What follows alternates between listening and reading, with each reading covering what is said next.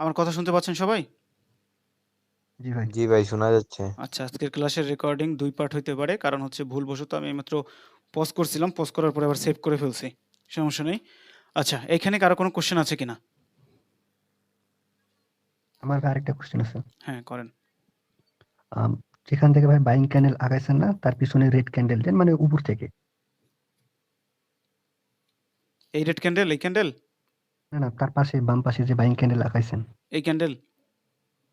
মানে বলতেছি আমি মনে করেন যে জোন আগাচ্ছেন সে জোনের উপরে বাম পাশে হচ্ছে আগে একটা হচ্ছে সেন্টিমেন্ট ছিল মানে হলো এন্ট্রি পয়েন্ট ছিল। তো ওই এন্ট্রি পয়েন্টের কাছে গেলে সেখান থেকে আমি আর কি অ্যাবসেন্স করতে পারবো না রিসেন্ট টাইম যে হবে সেটাও করবো কাউন্ট করবো। রিসেন্ট আমরা প্রিভিয়াসলি দেখব না, হ্যাঁ?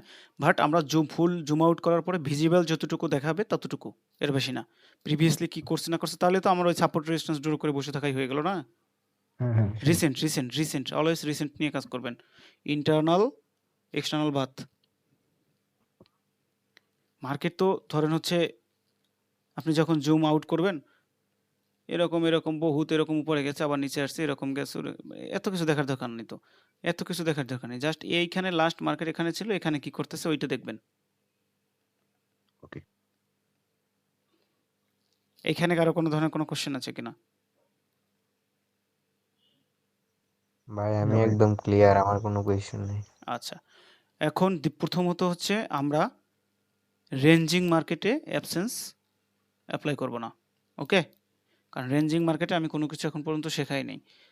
আর আমাদের মার্কেট ডেফিনেটলি সিলেক্টেবল হতে হবে।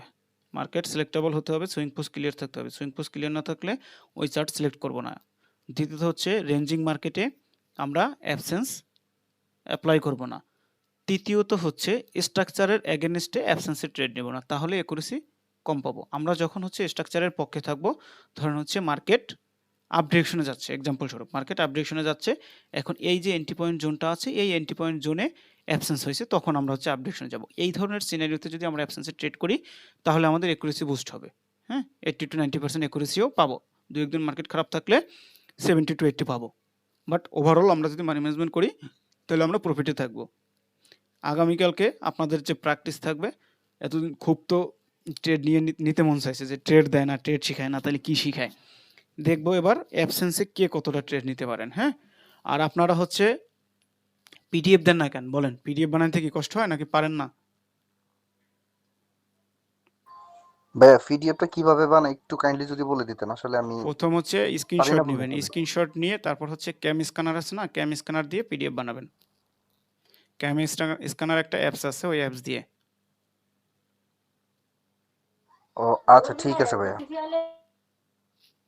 পিডিএফ বানাই দিলে কি হবে, ধরেন হচ্ছে অনেক সময় এই যে আপনারা 30-35 জন মানুষ ডিসকাশনে কনভারসেশন করেন, কেউ একজন উপরে অনেক উপরে দিয়ে রাখছেন স্ক্রিনশট, হতে পারে ওখানে ভুল থাকতে পারে, কারেকশন করার কিছু থাকতে পারে। এখন 30-35 জন মানুষ কনভারসেশন করতে করতে অনেক হিউজ পরিমাণ মেসেজ জমা হয়ে গেছে। এখন আমি কোনটা চেক করব বলেন? আমি ব্যস্ত থাকতে পারি না? ধরেন ১ ঘন্টার জন্য ব্যস্ত, আপনারা ওই ১ ঘন্টায় ধরেন সবাই মিলে একসাথে ডিসকাশন করতেছেন। এখন একবারে উপরে যে দিছে স্ক্রিনশটটা, ওই স্ক্রিনশট তো আর দেখা হবে না। পিডিএফ দিলে কি হবে, পিডিএফ ওপেন করলে সব পেয়ে যাব আমি।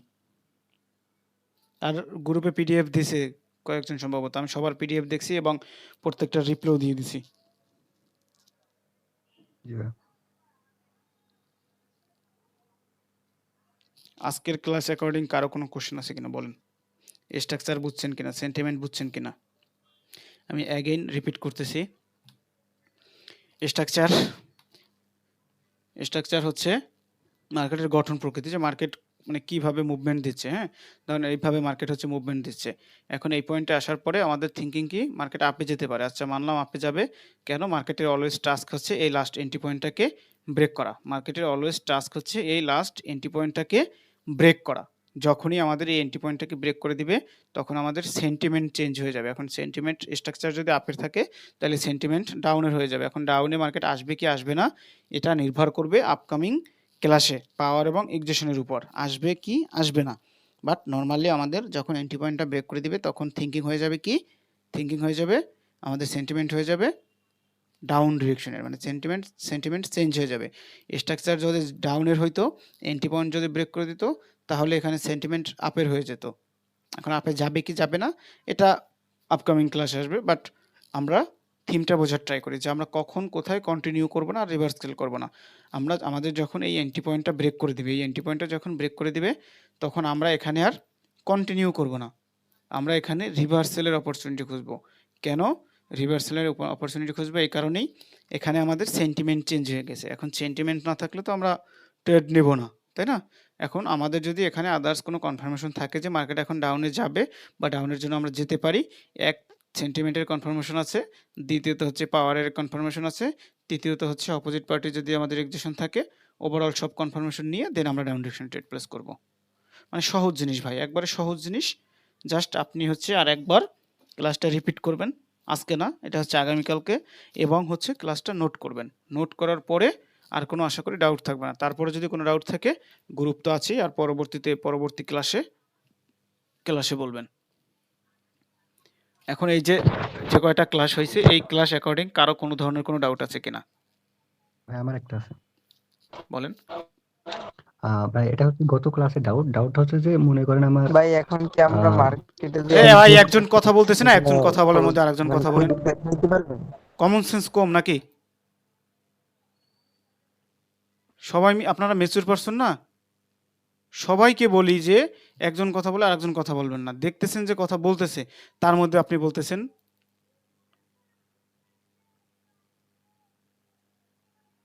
ভাই যে কোশ্চেন করতেছিলেন কোশ্চেন করেন। তো ভাই মার্কেটে সুইং পোস্ট ক্লিয়ার, বাট 2-3টা ক্যান্ডেল, একটা স্বাভাবিক ক্যান্ডেল আসতেছে, কিন্তু 2-3টা ক্যান্ডেল পর একটা হচ্ছে অ্যাবনর্মাল ক্যান্ডেল আসতেছে।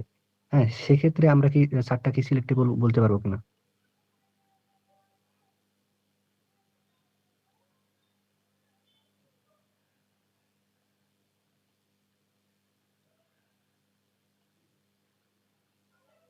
এরকম শুধু সেলিং, হ্যাঁ, সেলিং ক্যান্ডেল অ্যাবনর্মাল আসতেছে, কিন্তু বাইং ক্যান্ডেল কন্টিনিউ বলতে গেলে বাইং ক্যান্ডেল অ্যাবনর্মাল আসতেছে। 3টার পর মনে করেন যে এমন এর পর একটা ট্যাপ হয় না, যেরকম এরকম একটা অ্যাবনর্মাল ক্যান্ডেল আসতেছে।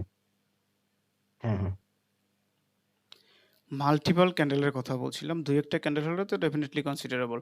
এটা তো আপনার হচ্ছে আপকামিং ক্লাসের কথা চলে আসছে, এখন এখানে ভুলে তো আর লাভ নেই। আপনি প্রিভিয়াস ক্লাসগুলো দেখছেন নাকি ওল্ড বেসের? জি ভাই, আমার তো তাইলে ইউজ তো ওইগুলো আগে এখন করে। বইলে তো লাভ নাই। আপনি তো জানেন যেহেতু, তাইলে আর হুদে এই কোশ্চেন করে এখন লাভ আছে? সিলেক্টেবল দুই একটা ক্যান্ডেল এরকম থাকলে সমস্যা নেই, মাল্টিপল ক্যান্ডেল থাকলে সমস্যা। আচ্ছা, আরেকটা জিনিস বলতে ভুলে গেছিলাম, আপনারা কেউ মনে করেন নাই, সেটা হচ্ছে বুস্টিং চার্ট সম্পর্কে আমরা কেউই জানি না, অনেকেই ক্লাসে বলে বুস্টিং বুস্টিং। আচ্ছা, বুস্টিং চার্ট হচ্ছে যদি ব্যাক টু ব্যাক দুইবার মার্কেটে সিঙ্গেল ক্যান্ডেলের কারেকশন আসে।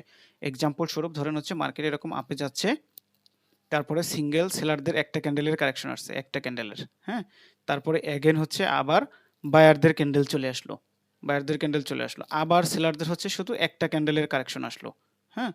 এরকম যদি হয় ব্যাক টু ব্যাক যদি দুইবার হয়, তাহলে ওই চার্টকে আমরা হচ্ছে বুস্টিং চার্ট বলবো।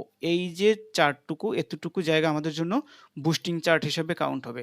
এক্সাম্পল স্বরূপ এখন এখানে যদি আবার দুইটা ক্যান্ডেল চলে আসে, তাহলে আর বুস্টিং নাই, তাহলে বুস্টিং অলরেডি শেষ, তাহলে বুস্টিং ছিল এতটুকু জায়গায়, ঠিক আছে। ব্যাক টু আচ্ছা আচ্ছা ভাইয়া, ব্যাক দুইবার যদি সিঙ্গেল ক্যান্ডেলের কারেকশন আসে, সেক্ষেত্রে ওই, মিউট করেন ভাই, আপনার ওখান থেকে নয়েজ আসে। ব্যাক টু ব্যাক দুইবার যদি সিঙ্গেল ক্যান্ডেলের কারেকশন হয়, তাহলে ওই চার্ট আমাদের জন্য বুস্টিং চার্ট হিসেবে কাউন্ট হবে, বুস্টিং চার্ট। আচ্ছা, এবার বলেন কার কি কোশ্চেন আছে।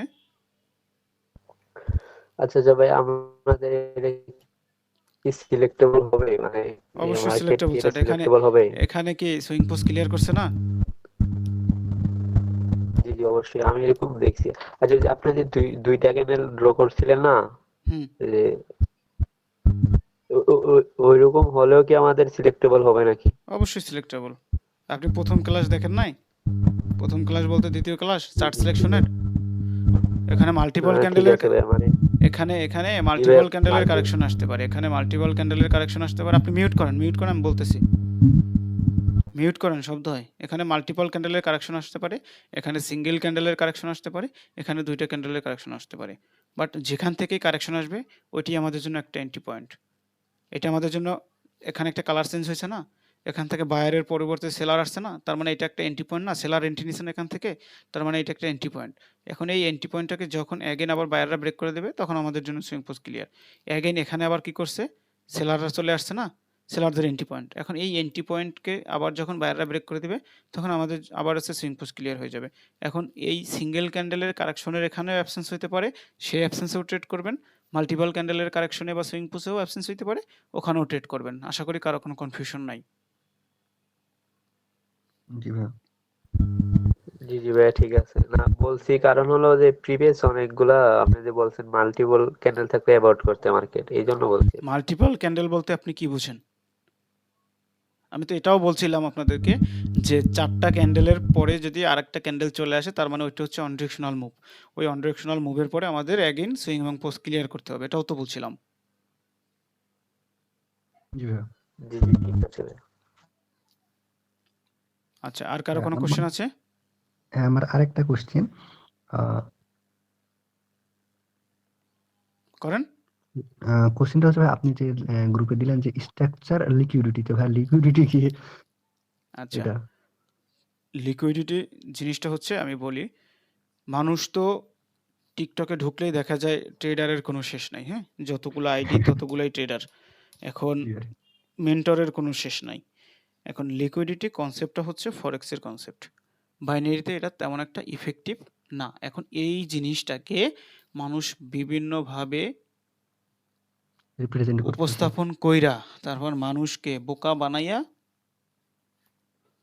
অনেক কিছুই করতেছে, হ্যাঁ, ইটিসি যাই নাই বলি।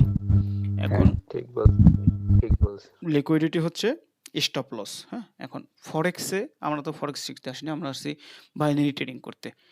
মার্কেট এক্সাম্পল স্বরূপ ধরেন হচ্ছে এরকমভাবে আপ ডিরেকশনে মুভমেন্ট দিচ্ছে, হ্যাঁ।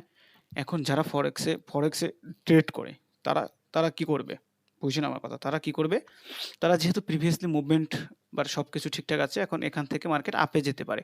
এখন তারা কি করবে, যেহেতু এখান থেকে মার্কেট আপে যেতে পারে, তারা কি করবে, একটু নিচ থেকে স্টপ লস সেট করে, একটু নিচ থেকে স্টপ লস সেট করে আপ ডিরেকশনে ট্রেড প্লেস করে দেবে, যে মার্কেট এই পর্যন্ত আসলে ওনার ট্রেডটা ক্লোজ হয়ে যাবে, ওনার যতটুকু টার্গেট হিট প্রফিট হয়ে দরকার যাবে। টার্গেট হিট হয়ে যাবে, এই পর্যন্ত যদি আসে তাইলে হচ্ছে ওনার ট্রেডটা ক্লোজ হয়ে যাবে।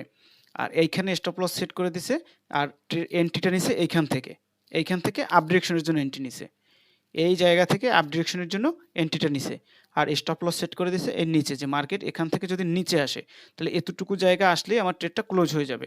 তো এতটুকু জায়গায় আসতে আসতে ধরেন $100 লস হবে, আর এইটুকু জায়গা উপরে যাইতে যাইতে এখানে ধরেন $500 প্রফিট হবে এক্সাম্পল স্বরূপ। তো মার্কেট কি করবে, এই যে স্টপ লস দিছে না, এই স্টপ লসটাকে গ্রাব করবে, দেন মার্কেট ঠিকই উপরে যাবে। বাট ওনাকে স্টপ লস হিট করাই দিয়া দেন হচ্ছে মার্কেট উপরে যাবে। এইটাই হচ্ছে লিকুইডিটি হান্ট বা লিকুইডিটি সুইপ বা লিকুইডিটি গ্রাব। মার্কেটে স্টপ লস হিট করবে, দেন হচ্ছে তারপর তারপর ও ঠিকই ওর সেম ডিরেকশনে যাবে। আর বাইনারিতে এটা অতটা ইফেক্টিভ না। বাইনারিতে ধরেন এক্সাম্পল স্বরূপ আপনার এরকম একটা চার্ট, কথার কথা আপ ডিরেকশনে মুভমেন্ট দিচ্ছে, এখন এটা একটা সাপোর্ট রেজিস্ট্যান্স মানে সাপোর্ট লেভেল বা রেজিস্ট্যান্স লেভেল যেটাই হোক। এখন এইখানে এসে যদি আমাদের ধরেন বায়ারদের এরকম একটা ক্যান্ডেল দিল, এরকম weak candle, most of the time কি করবে, এই উইকটা ফিল করার জন্য এখানে যাবে, মানে লিকুইডিটি, এটা কি বলে যে লিকুইডিটি সুইপ করতে গেছে বা লিকুইডিটি হান্ট করতে গেছে বা লিকুইডিটি গ্রাব করতে গেছে, মানে যে যেভাবেই বলুক ওয়ার্ড একটাই, জিনিস একটাই, বাট বিভিন্ন নামে বলে। মার্কেট মানে সব সময় কিন্তু আবার যাবে না, হ্যাঁ, কিছু কিছু জায়গায় কিছু কিছু সিনারিতে এটা আপনাকে বুঝতে হবে। তো ধরেন এই যে সাপোর্ট রেজিস্ট্যান্স বা সাব রেজিস্ট্যান্স হতে পারে বা সাপোর্ট হতে পারে, এটা একটা সাপোর্ট লেভেল। এখন এইখানে এসে এই ধরনের যদি একটা ক্যান্ডেল মেক করে, এই ক্যান্ডেলটা কি, এই ক্যান্ডেলটা বায়ারদের জন্য একটা উইক ক্যান্ডেল, যারা হচ্ছে ক্যান্ডেলস্টিক প্যাটার্ন বা সাপোর্ট রেজিস্ট্যান্স দেখে ট্রেড প্লেস করে, যে উল্টো দিকের হ্যামার করছে বায়ারদের, তার মানে এটা একটা আমাদের জন্য লেভেল, এখান থেকে আমাদেরকে অলরেডি কনফার্মেশন দিয়ে দিছে মার্কেট এখন ডাউনে আসতে পারে। বাট মার্কেট ওইখানেই ট্র্যাপ করার জন্য যারা মানে ডাউনে ট্রেড প্লেস করবে, এই যে এখান থেকে সেফটি মার্জিন নিবে, এখান থেকে নিবে, এই সুযোগ পাইলে এই উইকের উপর থেকে নিবে। কেউ যদি সুযোগ না পায় সে 15 সেকেন্ড 20 সেকেন্ডেও ট্রেড নিবে এইখান থেকে, বা 10 সেকেন্ডের ট্রেড নিবে যদি এই উইকের এখানে থাকে, মানে এইখানে যায়। বাট লাস্ট সেকেন্ড পর্যন্ত একটু নোটিস করে দেখেন, লাস্ট সেকেন্ড পর্যন্ত প্রথম সেফটি মার্জিন সবাইরে দিবে, প্রথম সেফটি মার্জিন হ্যাঁ, সবাইরে দিবে, হ্যাঁ। মার্কেট আবার ডাউনেও এসে দেখাইবে, লাস্ট সেকেন্ডে যাই এই উইকের উপরে ক্লোজ দিবে, যত মানুষ এখানে যত সেফটি মার্জিনে ট্রেড নিবে সবাইকে লস করাই দিবে, মার্কেট ঠিকই তারপরে আবার ডাউনে আসবে। এইগুলোই হচ্ছে লিকুইডিটি ভাই, হ্যাঁ। লিকুইডিটি তেমন একটা ইফেক্টিভ জিনিস না, but most of the super mentor বা যাই হোক, যেটাই হোক, ইটিসি, কারো নিয়ে কাউকে কিছু নিয়ে বলতে চাই না। সবাই এখন ব্রেইন ওয়াশ করতেছে, সোজা কথা। আমি চাইলে লিকুইডিটি নিয়ে অনেক কিছুই বলতে পারি, হুদাই আপনাকে কনফিউশন করে আমার কোনো লাভ নাই। বুঝতে পারছেন? ওই যে জি, জি। এক্সেশনের বিভিন্ন মানুষ বিভিন্ন নামে ডাকে। এখন হুদাই আপনাকে ওই বিভিন্ন নামে শিখাইলে আপনার কিছুই মনে থাকবে না। এক্সেশনের যেটা রিয়েল নাম ওইটাই জানেন, ওইটাই মনে থাকবে, ভালো কিছু করতে পারবেন। ওই এক্সেশন হচ্ছে ৫-৬টা, নাম দিয়ে রাখছে ১৫টা। হুদাই কনফার্ম আপনার হচ্ছে কনফিউশন করে লাভ নাই। প্রত্যেকটা ট্র্যাপকে আবার হচ্ছে আলাদাভাবে আলাদা নাম দিছে। যে M8 এর পরে M9, যেটা M1 ট্র্যাপ ওইটাকে M9 দিছে, M2 ট্র্যাপ ওইটাকে দিছে M10, এরকম। তো এত নাম যদি আপনার মনে রাখতে তো অসুবিধা হয়ে যাবে, তাহলে আপনি ট্রেড প্লেস করবেন কখন? জি, জি। ভাই কল কেটে যাবে ভাই। আচ্ছা, তাহলে কল যেহেতু কেটে যাবে, তাহলে আর আজকে আর কন্টিনিউ না করি, রেকর্ডিংটা স্টপ করে দেই। আর সবার ক্লাস